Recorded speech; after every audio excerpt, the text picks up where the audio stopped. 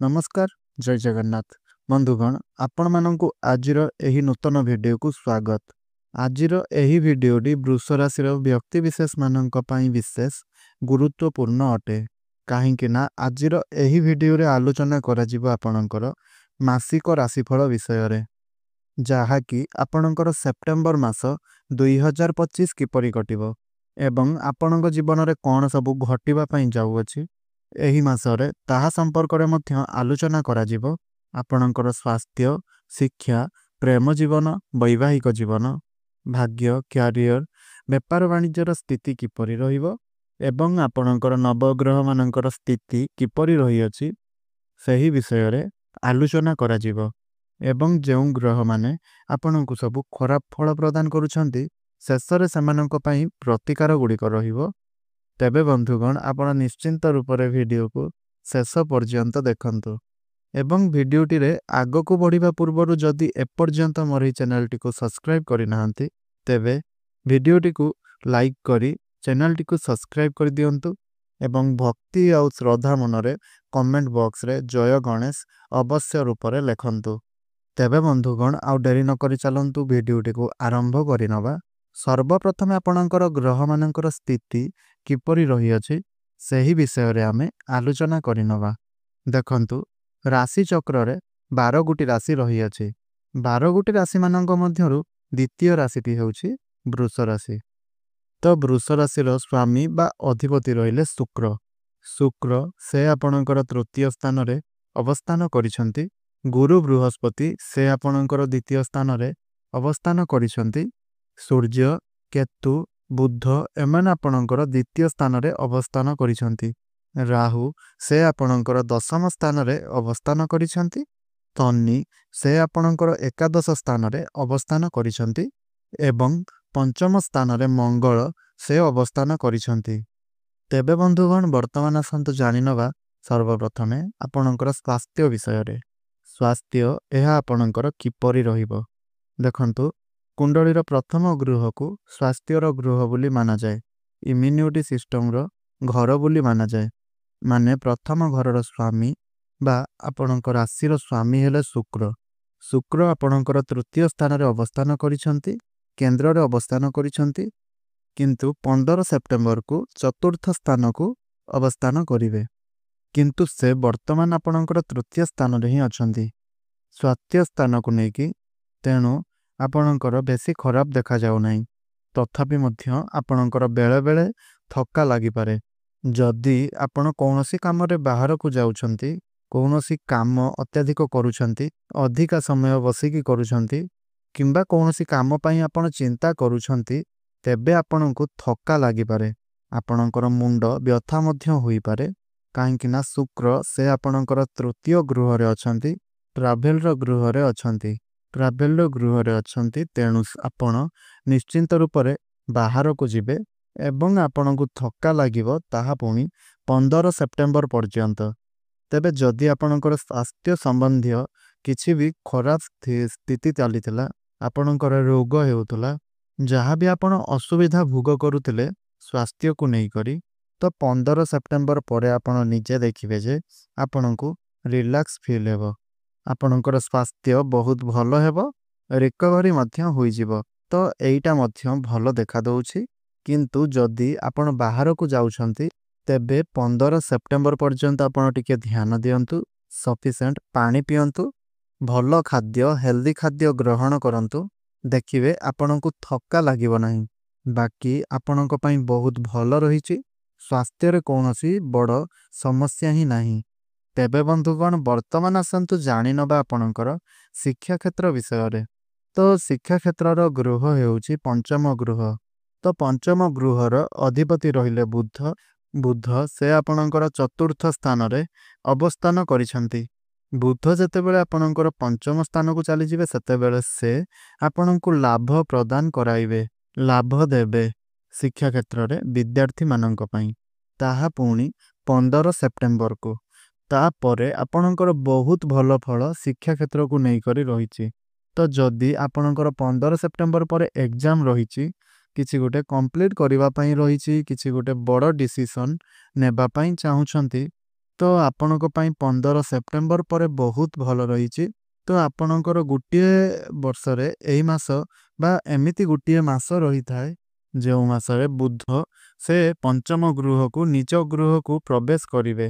ଯେତେବେଳେ ବୁଧ ନିଜ ଗୃହକୁ ପ୍ରବେଶ କରିବେ ଆଉ ଯେଉଁ ଗ୍ରହ ବି ସେ ଯେତେବେଳେ ନିଜ ଗୃହକୁ ପ୍ରବେଶ କରନ୍ତି ସେତେବେଳେ ସେ ନିଜର ଘରକୁ ଖରାପ କରନ୍ତି ନାହିଁ। ତ ଆପଣଙ୍କ ପାଇଁ ସେତେଟା ବି ଖରାପ ହେବ ନାହିଁ, କିନ୍ତୁ ଆପଣଙ୍କର ବହୁତ ଭଲ ଦେଖାଦେଉଛି। ନିଜ ଘରକୁ ବୁଧ ଆସିଯିବେ 15 ସେପ୍ଟେମ୍ବର ପରେ।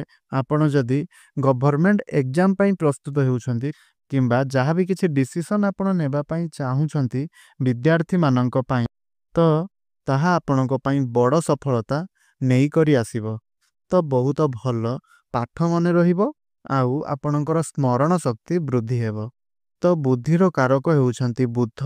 ଯେହେତୁ ବୁଧ ଭଲ ସ୍ଥାନରେ ରହିବେନି, ନିଜ ଘରେ ରହିବେ, ତ ସେ ଆପଣଙ୍କର ବୁଦ୍ଧିରେ ଡେଭଲପମେଣ୍ଟ କରାଇବେ। ତ ବହୁତ ହିଁ ଭଲ ଦେଖାଦେଉଛି।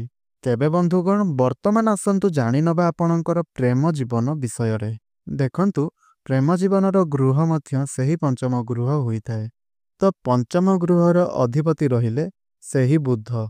ବୁଧ ସେ ଆପଣଙ୍କର ଚତୁର୍ଥ ସ୍ଥାନରେ ଅବସ୍ଥାନ କରିଛନ୍ତି, କିନ୍ତୁ ପଞ୍ଚମ ସ୍ଥାନକୁ 15 ସେପ୍ଟେମ୍ବର ପରେ ଆସିଯିବେ। ବୁଧ ଯେତେବେଳେ ସେ 15 ସେପ୍ଟେମ୍ବର ପରେ ପଞ୍ଚମ ଘରକୁ ଆସିବେ, ତେଣୁ ଆପଣ ଯାହାକୁ ଭଲ ପାଉଛନ୍ତି ତାଙ୍କ ସହିତ ଆପଣଙ୍କର ବହୁତ ଭଲ ସଂଯୋଗ ବନିବ, ବହୁତ ଭଲ ସମ୍ପର୍କ ଆପଣଙ୍କର ବନିବ। ସେ ଆପଣଙ୍କର ମନ କଥା ବୁଝିପାରିବେ, ଆପଣ ମଧ୍ୟ ତାଙ୍କ ମନ କଥା ବୁଝିପାରିବେ। କିନ୍ତୁ ଆପଣ ଯାହାକୁ ଭଲ ପାଉଛନ୍ତି ତାଙ୍କ ମଧ୍ୟରେ ଟିକିଏ ଅଗ୍ରସନ ରହିବ। ସେ ଟିକେ ଚିଡ଼ଚିଡ଼ା ସ୍ୱଭାବର ରହିପାରନ୍ତି। ଛୋଟ ଛୋଟ କଥାଗୁଡ଼ିକୁ ନେଇକି ସେ ଡୋମିନେଟିଭ୍ ହୋଇପାରନ୍ତି ଏବଂ କମ୍ ଧୈର୍ଯ୍ୟ ତାଙ୍କ ମଧ୍ୟରେ ଦେଖାଦେଇପାରେ। ଯାହା ବି କିଛି ବି ଆପଣ କହିବେ ସେ ଆପଣଙ୍କର କଥାକୁ ସେତେ ବି ଗୁରୁତ୍ୱ ଦେବେ ନାହିଁ, ତାହା ପୁଣି 14 ସେପ୍ଟେମ୍ବର ପୂର୍ବରୁ। କିନ୍ତୁ ଯେତେବେଳେ ବୁଧ ଆପଣଙ୍କର ସେ ପଞ୍ଚମ ଘରକୁ ଆସିଯିବେ, ସେତେବେଳେ ଆପଣ ଦେଖିବେ ସେ ଯାହା ବି କିଛି ଭୁଲ କରିଛନ୍ତି, ଆପଣଙ୍କ ଉପରେ ରାଗୁଛନ୍ତି, ଝଗଡ଼ା କରୁଛନ୍ତି, ସେତେବେଳେ ସେ ସେହି ସବୁ ନିଜର ଭୁଲ ଗୁଡ଼ିକୁ ମାନିବେ ଏବଂ ଅନୁତାପ ମଧ୍ୟ କରିବେ। ଆଉ ଯଦି ଆପଣଙ୍କ ଜୀବନରେ କିଛି ବି ସମସ୍ୟା ରହିଥିଲା ପ୍ରେମ ଜୀବନରେ, ତ ଦେଖିବେ ସବୁ କିଛି ମଧ୍ୟ ଭଲ ହେବାକୁ ଲାଗିବ 14 ସେପ୍ଟେମ୍ବର ପରେ ବା 15 ସେପ୍ଟେମ୍ବର ପରେ। ଏହା ସହିତ ପ୍ରେମ ଜୀବନରେ ଆପଣଙ୍କର ଭଲ ସମ୍ପର୍କ ସୃଷ୍ଟି ହେବ। ଦୁଇ ଜଣ କେଉଁ ଆଡ଼େ ଗୋଟିଏ ବୁଲିବା ପାଇଁ ଯିବେ ଏବଂ ଦୁଇ ଜଣଙ୍କ ଭିତରେ କେହି ଯଦି କାହାକୁ ବ୍ଲକ୍ କରିକି ରଖିଥିଲେ, ଦୁଇ ଜଣଙ୍କ ଭିତରେ ଦେଖା ସାକ୍ଷାତ ହୋଇପାରୁନଥିଲା, କଥା ବନ୍ଦ ହୋଇଯାଇଥିଲା, ତ ନିଶ୍ଚୟ ରୂପରେ ଆପଣ 15 ସେପ୍ଟେମ୍ବର ପରେ ଦେଖିବେ ଯେ ଆପଣଙ୍କର ପ୍ରେମ ଜୀବନରେ ସୁଧାର ଆସିବ। କଥାବାର୍ତ୍ତା ପୁଣି ଥରେ କରିବେ, ବ୍ଲକ୍ ମଧ୍ୟ କରିଥିଲେ ତାହା ପୁଣି ଫିଟାଇ ଦେବେ ଏବଂ ଯଦି ବ୍ରେକଅପ୍ ହୋଇଯାଇଥିଲା ତେବେ ପୁଣି ଥରେ କଥାବାର୍ତ୍ତା ଆରମ୍ଭ କରିଦେବେ। କାହିଁକି ନା ବୁଧ ନିଜ ଗୃହକୁ ପ୍ରବେଶ କରିବେ, ପଞ୍ଚମ ଗୃହକୁ ପ୍ରବେଶ କରିବେ ମାନେ ଦୁଇ ଜଣଙ୍କର ସମ୍ପର୍କ ବହୁତ ଅଧିକ ମଧୁର କରାଇବେ। ତ ପ୍ରେମ ଜୀବନକୁ ନେଇକି ବହୁତ ଭଲ ରହିଛି ଏବଂ ଆପଣଙ୍କର ଶିକ୍ଷା କ୍ଷେତ୍ର ମଧ୍ୟ ପଞ୍ଚମ ଗୃହ। ଯେହେତୁ ଆପଣଙ୍କର ପଞ୍ଚମ ଗୃହକୁ ଆସିବେ ତ ସବୁ କିଛି ଆପଣଙ୍କର ଭଲ ମଧ୍ୟ କରିବେ। ତେବେ ଆପଣଙ୍କ ପାଇଁ ପ୍ରେମ ଜୀବନ ମଧ୍ୟ ଭଲ ରହିଛି। ତେବେ ବନ୍ଧୁଗଣ ବର୍ତ୍ତମାନ ଆସନ୍ତୁ ଜାଣିନେବା ଆପଣଙ୍କର ବୈବାହିକ ଜୀବନ କିପରି ରହିବ। ଦେଖନ୍ତୁ ବୈବାହିକ ଜୀବନର ଗୃହ ହେଉଛି ସପ୍ତମ ଗୃହ। ସପ୍ତମ ଗୃହର ଅଧିପତି ରହିଲେ ମଙ୍ଗଳ। ମଙ୍ଗଳ ସେ ଆପଣଙ୍କର ପଞ୍ଚମ ଗୃହରେ ଅବସ୍ଥାନ କରିଛନ୍ତି, କିନ୍ତୁ ଷଷ୍ଠ ସ୍ଥାନକୁ ଚାଲିଯିବେ 14 ସେପ୍ଟେମ୍ବରକୁ। ତ 14 ସେପ୍ଟେମ୍ବର ପରେ ଆପଣଙ୍କୁ ବିଶେଷ ଭାବରେ ଧ୍ୟାନ ଦେବା ପାଇଁ ପଡ଼ିବ ଆପଣଙ୍କର ବୈବାହିକ ଜୀବନରେ। ଯେମିତିକି ଆପଣଙ୍କର ବୈବାହିକ ଜୀବନରେ କିଛି ତିକ୍ତତା ଆସିପାରେ, ନିଜ ନିଜ ଭିତରେ ଯୁକ୍ତିତର୍କ ହୋଇପାରେ, ଝଗଡ଼ାଝାଣ୍ଟି ସୃଷ୍ଟି ହୋଇପାରେ କିମ୍ବା ଅଧିକ ମାତ୍ରାରେ ଦୁଇ ଜଣ କଥାବାର୍ତ୍ତା କଟାକଟି ହେବା ଫଳରେ କଥାବାର୍ତ୍ତା ବନ୍ଦ ମଧ୍ୟ ହୋଇଯାଇପାରେ। ଏଇଟା ଆପଣଙ୍କର ଦେଖା ଦେଇପାରେ। ନଚେତ୍ ଆପଣଙ୍କର ବୈବାହିକ ଜୀବନରେ ଯିଏ ଆପଣଙ୍କର ଜୀବନସାଥୀ ରହିଲେ ତାଙ୍କର ଶରୀର ଟିକେ ଖରାପ ରହିପାରେ, ଯେମିତିକି ଇମ୍ୟୁନିଟି ସିଷ୍ଟମ୍ ଡାଉନ୍ ହୋଇଯାଇପାରେ କିମ୍ବା ତାଙ୍କୁ ଜଲ୍ଦି ଥଣ୍ଡା, ଜ୍ୱର, କାଶ ମଧ୍ୟ ଲାଗି ରହିପାରେ। ଏଇଟା ଅଳ୍ପ ବହୁତ ଦେଖାଯିବ।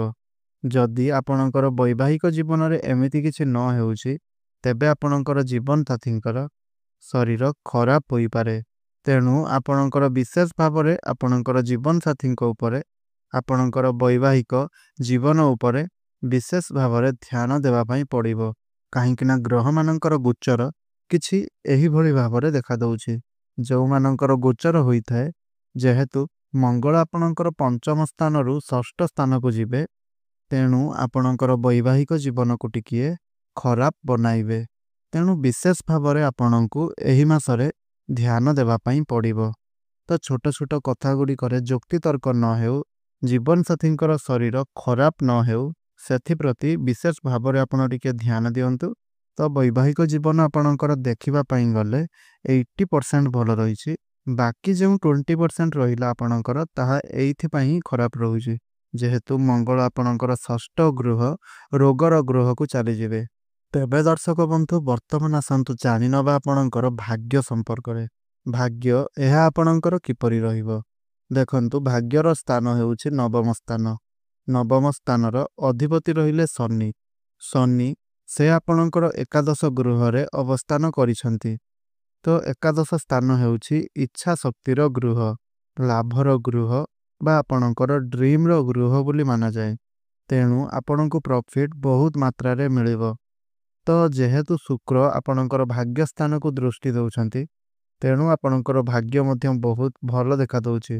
ତ ଶୁକ୍ର ସେ ଆପଣଙ୍କର କେନ୍ଦ୍ରକୁ ଆସିଯିବେ। ଯଦିଓ ଆପଣଙ୍କର ସମୟ କିଛି ଖରାପ ଚାଲିଥିଲା, ତ 15 ସେପ୍ଟେମ୍ବର ଠାରୁ ଆପଣଙ୍କର ଭାଗ୍ୟକୁ ନେଇକି ବହୁତ ଭଲ ଅଛି। ବୁଧ ଆପଣଙ୍କର ଉଚ୍ଚ ସ୍ଥାନକୁ ଚାଲିଯିବେ। ଶୁକ୍ର ମଧ୍ୟ କେନ୍ଦ୍ରକୁ ଆସିଯିବେ। ଶନି ମଧ୍ୟ ଏକାଦଶ ସ୍ଥାନରେ ଅବସ୍ଥାନ କରିଛନ୍ତି, ଭଲ ସ୍ଥାନରେ ଅଛନ୍ତି, ଲାଭ ସ୍ଥାନରେ ଅଛନ୍ତି। ତେଣୁ ଆପଣଙ୍କର ଭାଗ୍ୟରେ ଲାଭ ଦେଖାଦେଉଛି, ପ୍ରଫିଟ୍ ମଧ୍ୟ ଦେଖାଦେଉଛି। ଯାହା ବି କିଛି ଆପଣଙ୍କର ଡ୍ରିମ୍ ରହିଥିଲା, ଇଚ୍ଛା ରହିଥିଲା, ତାହା ସବୁ କିଛି ଆପଣଙ୍କର ପୁରା ହେବାର ଦେଖାଦେଉଛି। ଆପଣ ଯଦି କିଛି ଶୁଭ କାମ, ମାଙ୍ଗଳିକ କାମ, କିଛି ବଡ଼ କାମ କିମ୍ବା କେଉଁଠି କିଛି ଇନଭେଷ୍ଟ କରିବା ପାଇଁ ଚାହୁଁଛନ୍ତି, ଯଦି ଆପଣଙ୍କର ଭାଗ୍ୟ ସହିତ ଜଡ଼ିତ କାମ କରିବା ପାଇଁ ଚାହୁଁଛନ୍ତି, ଭାଗ୍ୟର ସପୋର୍ଟ ଚାହୁଁଛନ୍ତି, ତାହେଲେ ଆପଣଙ୍କ ଭାଗ୍ୟର ସପୋର୍ଟ ଆପଣଙ୍କୁ ଏହି ମାସଟି ସାରା ଦେଖାଦେଉଛି। ଆପଣ ନିଶ୍ଚିନ୍ତ ରୂପରେ କରିପାରିବେ ଯାହା କିଛି ବି ଚାହୁଁଛନ୍ତି। ଯଦି ଗାଡ଼ି କିଣିବା ପାଇଁ ଚାହୁଁଛନ୍ତି, ଯଦି ଘର କିଣିବା ପାଇଁ ଚାହୁଁଛନ୍ତି, ଘର ବିକିବା ପାଇଁ ଚାହୁଁଛନ୍ତି, କାହାକୁ ଲୋନ୍ ଦେବା ପାଇଁ ଚାହୁଁଛନ୍ତି, ତ ବିଶେଷ ଭାବରେ ସବୁକିଛି ଭଲ ଦେଖାଦେଉଛି।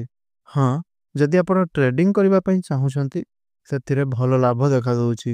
ଯାହା ବି କିଛି କରିବା ପାଇଁ ଚାହୁଁଛନ୍ତି, ସେଥିରେ ଆପଣଙ୍କୁ ନିଶ୍ଚୟ ରୂପରେ ସଫଳତା ପ୍ରାପ୍ତି ହେବ, ଏଇଟା ମଧ୍ୟ ଦେଖାଦେଉଛି।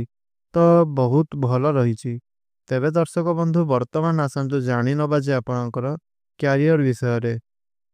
କ୍ୟାରିୟର ଏହା ଆପଣଙ୍କର କିପରି ରହିବ?